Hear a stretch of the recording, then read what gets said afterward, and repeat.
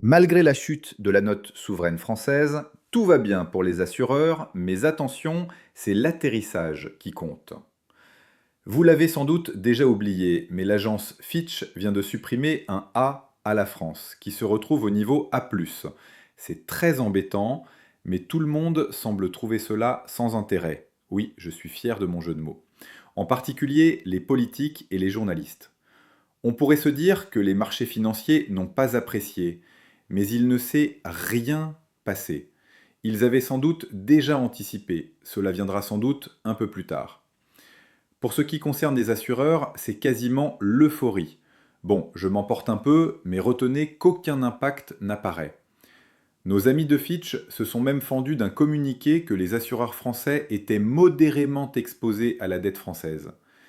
Mais attention, car des lézardes apparaissent dans ce tableau idyllique. La CNP, qui n'est pas précisément l'assureur du coin de la rue, voit sa note abaissée à A, certes, c'est parce qu'elle est filiale de la Banque Postale, donc elle paye pour les fautes de ses parents, une sorte de drame shakespearien teinté de solvabilité 2.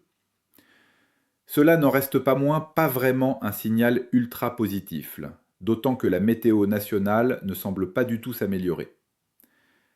L'agence Morningstar suit la tendance, et la France est rétrogradée de AA+ à AA.